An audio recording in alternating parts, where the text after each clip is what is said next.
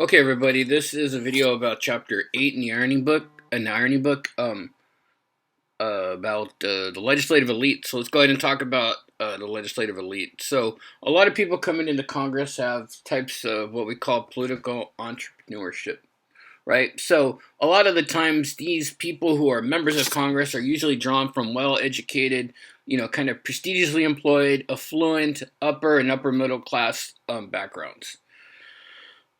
A lot of these politicians are going to be career politicians, whether it's Nancy Pelosi or Lindsey Graham or Mitch McConnell or Chuck Schumer. These are people that have um, some type of maybe really never having a real job in the real world, as we call it, right? A lot of the times lawyers will dominate Congress. And I think we mentioned this before, that in the concept of being a lawyer, you understand how the law works. You know what is against the law, right? But also you can pretty much figure out ways to circumvent the law as well, right? Maybe doing something that is just not as illegal as it appears to be, and maybe keeping it on the levels of keeping something legal. Remember when we watched the documentary about Jack Abramoff, who was the Washington lobbyist, and he would say in some of his activities, he would definitely try to make them legal. So, things like that. Generally, white males have dominated Congress, though in the past, maybe 15 to 20 years, we really started to see an inroads with natives, Native Americans, African Americans, women, all becoming members of Congress. And if we look at the current demographics right now, African Americans will have 56 members of the House, and 2 in the Senate. Latinos will comprise 48 members of Congress. 15 Asian Americans currently serve in the House. And in 2020, 126 women were in the House and the Senate. The youngest member of Congress is Alexandria Ocasio-Cortez, who's 29 years old. And I'm not quite sure who the oldest member of Congress is, but it's probably going to be too hard to find. With that being said, the mean age of Congress is 57 years old, which still seems a bit old for some of the issues that we deal with right now. If we look at party numbers, there's 232 Democrats in the House, including three delegates. These are non-voting delegates. When we say delegates here, we're talking about people that maybe live in Puerto Rico or Guam or America Samoa. They have representation in Congress, but they don't necessarily have voting power. All right. There's 197 Republicans, including 1 delegate, 1 independent, and currently 5 vacant seats. Either maybe I know there was a vacant seat from a congressional person from Northern California who had to resign because she had an affair with a staffer. I know that's one of the reasons that you have a vacant seat. She was kind of forced to resign. In the Senate, we have 53 Republicans, 45 Democrats, and 2 independents. So one thing that we kind of know about party control of the House is that in the Senate is that from kind of going back and forth since 1994, the majority party in the Senate and in the House has gone back and forth between the Democrats and the Republicans. Between 1933 and 1994, it kind of just stayed with the Democrats. But what we've seen in the past couple of years, or the past couple of election cycles, is that the party in control, the majority party, has gone back and forth. Another interesting thing is kind of the personal wealth of members of Congress. It's going to be above what that is of the average citizen. The average personal wealth of a House of Representative member is $900,000. Right? And a member of the Senate is $2.8 million. So I wanted to show you guys this personal wealth thing right here, right? So we look at this personal wealth. This is from 2016. They haven't really updated, but it's still a good illustration of how much money some of these members of Congress have. Darrell Issa, who was a member of Congress from Vista area, His net worth at the time of taking this was $323 million. He made a lot of his money off of car alarms back in the 90s.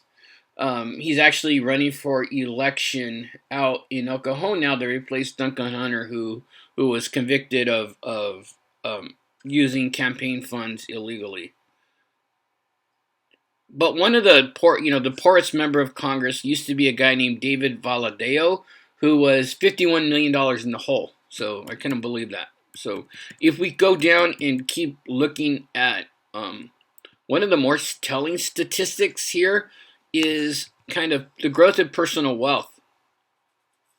So they compared 2006 to 2016, and Bob Corker, who is a Republican from Tennessee, has seen his net worth grow from $32,000 to $69 million in the span of 10 years. That is an astounding number, right? That's an increase in wealth of 213,592.4%. Where can I find a job like that, right? I mean, if you go in and look, you can see some of his investments and stuff like that, and it's kind of, eyebrow raising a bit when you see some of these things that people have made off of, being members of Congress and making a lot of money off of it.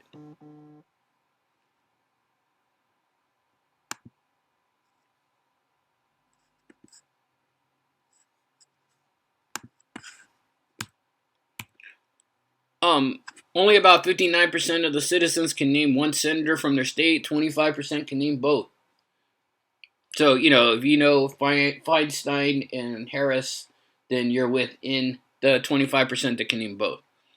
29% of the general public can name their representative, which in my area I believe is Susan Davis.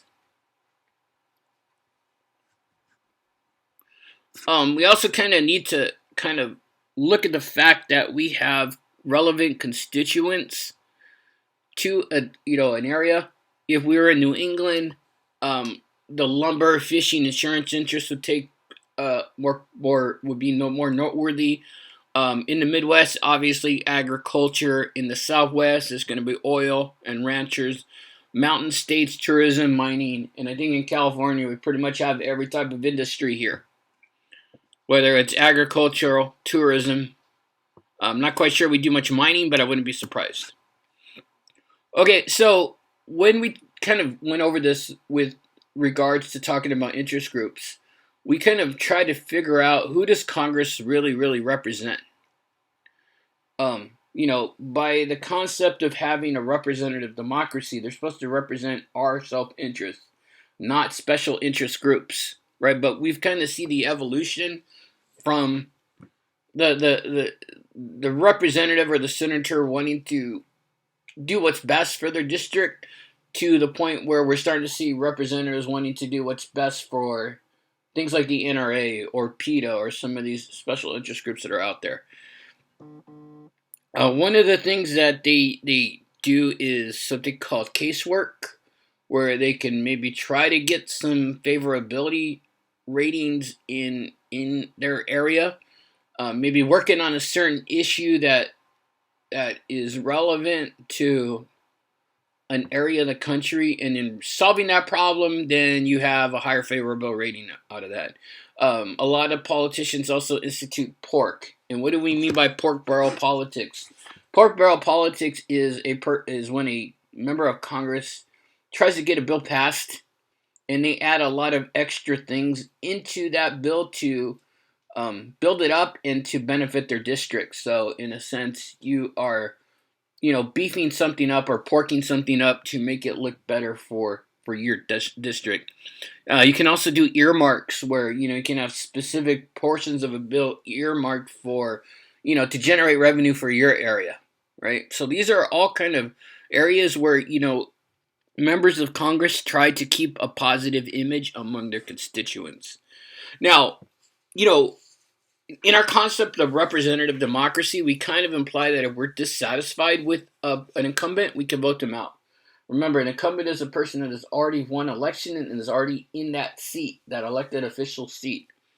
But when we talk about it, 90% of the times House of Representative members win re-election, and 75% of the time senators win re-election. So that's why we saw in the other chapter that interest groups will tend to give money to incumbents because they have a better chance to win.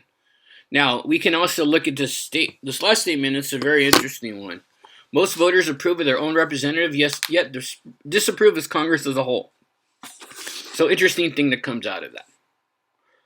Incumbents do have an advantage. They have the advantage of name familiarity. We know their names.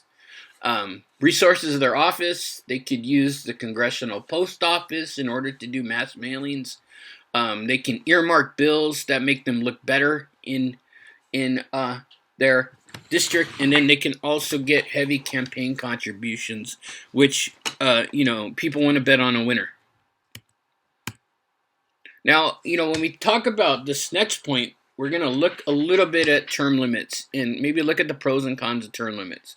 Now, one of the things that we try to get out of term limits in enacting term limits, and one thing that we really need to understand is that Congress is the only elected officials that have term limits attached to it, right? So if we vote somebody into Congress, they can be voted in for decades. And when we have this instance, then we have that thing that we call a career politician, right? If we put in term limits, that would eliminate the career politician that we have. Maybe those people that we really never seen have a job in the private sector or a job in the real world, as I like to call it. Term limits would also increase competition and make more people eligible to run for public office, right? If we talk about kind of opponents to term limits, it infringe on our freedom of choice. If the people aren't happy with incumbents, they can simply vote them out. And it also reduces the overall experience level. Now, the next thing that we're going to do is we're going to talk about the legislative process and how a bill becomes a law. So, one thing to know is that we have standing congressional committees, and before any law or a bill can be voted on, these committees have to decide whether or not to advance these bills to Congress, to the rest of Congress, and we'll talk about that in a minute. So here are some of the committees that we have. This is on the Senate side. So the strongest ones and the most powerful ones are going to be Finance, Judiciary, Rules, Budget. So anything to do with maybe taxation or money. Appropriations is another one. And in the House, we have Appropriations, Judiciary, Ethics, Ways and Means are the most popular ones. And if we have joint committees, you can have a joint committee on economic issues or joint committee on taxation. So what'll happen is I have a pretty good handout that is attached into the module here in Canvas. We could start a bill with just an idea, right? That's how any bill gets started, is it starts with an idea. But one thing that we have to realize is that a member of Congress has to introduce that bill. So say, for instance, I come up with an idea that I want to make it so that hybrid cars have a noise in it, right? Because, I know everybody's been walking in the parking lot and you can't hear a hybrid car coming up on you. And, sometimes it's kind of, a little unnerving. So say, for instance, I wanted a bill to make a law, to put it into law that a hybrid car has to make some type of noise. I would tell my member of Congress that, right?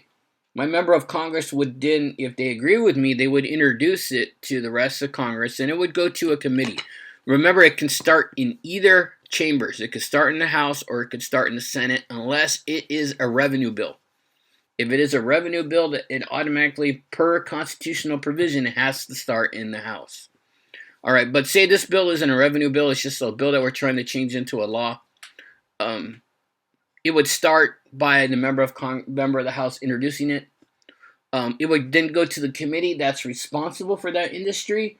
The committee can be made up of anywhere from 5 to 15 people, and they decide and argue the merits of that bill, and they decide whether or not they want to advance it to a full vote in the House. So basically what will happen is the committee will say yay or nay. The chair people of those committees have a lot of power, as they can act as kind of a gatekeeper of what laws they want to advance and what laws they want to keep out. If they decide by a simple majority to advance that vote to House, then that House will go and discuss it as a whole body. The whole chamber will discuss it, right? If there's any amendments, anything that's changed, process has to restart, right? So one thing that we need to understand.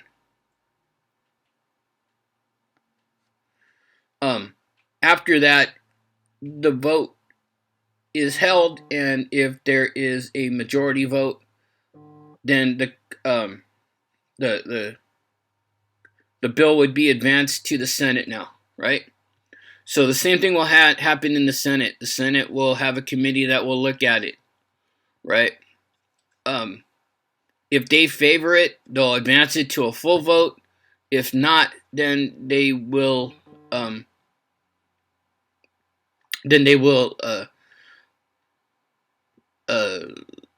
reject it, and then the whole process has to restart again. And a lot of the times, if we see in this middle section, sometimes there's joint committees that can be formed in order to kind of hammer out these differences. But for the most part, we kind of can see the flow chart here on both sides. If the committee decides to advance it, then it goes to floor arguments. If there's any changes, obviously it has to be relooked at, and that might be another instance where the conference committees come in. We also have to avoid something called a filibuster, and I want you guys to read up on the filibuster, and I'm going to attach a video from a filibuster documentary. It's about 10-15 minutes. I want you guys to watch. There's going to be some questions with regards to this on the next exam. So once it's approved, then the president, it goes off to the White House, and the president can either sign it or can veto it. President vetoes it, the bill's dead, right? Unless they can override the veto, which we talked about in the system of, in the checks and balances lecture on how difficult that is. So it's kind of laid out here, and we've talked about it. The Rules Committees are among the more powerful in Congress. Both the Senate and the House Rules Committee, they decide on how long a debate can be, what can be talked about. One good illustration of this is something called a filibuster, right? A filibuster it can only happen in the Senate, right? Each senator has a power to slow or block a bill's passage by talking a bill to death. And let's talk a little bit about what that means. Okay, so as part of the Senate Rules Committee, they can issue a certain amount of time for arguments to be considered for a bill. So, say for instance, we're part of the Rules Committee and we want to put on a, say, 72-hour limit for discussion. What you can conceivably do is, if you don't close discussion by the end of that time period, then the bill dies, right? And one way to close discussion and to order a vote is to have what's called a cloture vote, meaning that you have to have 60 senators to agree to stop debate and to pass the bill off to a full Senate vote. So a lot of the times what people have done is people have read the Bible. Ted Cruz read Green Eggs and Ham on the Senate floor. A lot of people can do anything they want to kill time as long as they don't leave the podium. If they leave the podium, then they've technically yielded the floor. So it's just a matter of people talking in order to either make a point or try to get to a point where they kill a bill by talking it to death. You want to look at the House leadership. I posted the link there, and the Senate leadership. I posted a link there. The Speaker of the House is one of the more powerful positions in the House. The majority of the party will elect the Speaker. Currently, that is Nancy Pelosi. She's able to appoint people to committees, appoint conference committees, rule on House matters, and most importantly, she's third in line for the presidency. Leaders and whips, we have majority leaders, minority leaders, and whips. Whips are basically the people that go around and try to get people together to vote. They try to build a consensus, and they also kind of try to make sure that people don't deviate from party discipline. If anybody's watched House of Cards, the first season of House of Cards, Kevin Spacey's character was the Democratic whip. So like I mentioned earlier, the president of the Senate is actually the vice president. So the vice president is the president of the Senate. Their only responsibility is to break a tie, right? Now, the majority party will also elect somebody called the president pro temp. And the president pro temp is the person that is in charge of the Senate if the vice president isn't there. We also have majority and minority leaders. Each party will elect their leader. The current majority leader is Mitch McConnell. The minority leader is Chuck Schumer. We talked a little bit about this. So we talked about impeachment. It's the ultimate power that Congress has over the president. Here's a list of committees that I want you guys to take a look at. Now, really quick, the California Legislature. The California Legislature, which rules on California laws here, this is comprised by the Assembly, which has 80 members that serve 2-year terms, and the California Senate. Let's not get it confused with our senators. The California Senate, which there are 40 of them, they serve 4-year terms, right? Bills are passed in California the same exact way that they're done federally. So it has to start in one chamber, exact same bill has to go to the other chamber. They vote it on, then they go to the governor for the governor to sign, right? So, when we talk about representation and representational lines, there's a website here called We Draw the Lines, and it's a California-based website. And what it is this congressional and state lines are drawn by a 14-member independent commission here in California, and they decide how to draw the lines as best possible for districting, trying to avoid something called gerrymandering, and we'll talk about that in a second. And basically what this means is that states must make a good faith effort to draw districts with exactly the same number of people in each district within a state. You can't do a district that'll benefit one party or benefit one demographic group or anything like that. We just talked about the term gerrymandering. Gerrymandering is a manipulation of boundaries of an electoral constituency so as to favor one party or class. This comes from Governor Jerry in Massachusetts, who drew up a part of Boston to benefit his Democratic Republican Party. When the district was drawn up, it resembled a salamander. That's where we get the term gerrymandering from. Okay, so that is what we are going to talk about with Chapter 8. Make sure you watch the filibuster video I post. And then also make sure you will look at the next lecture video for the best years. Okay? Thank you.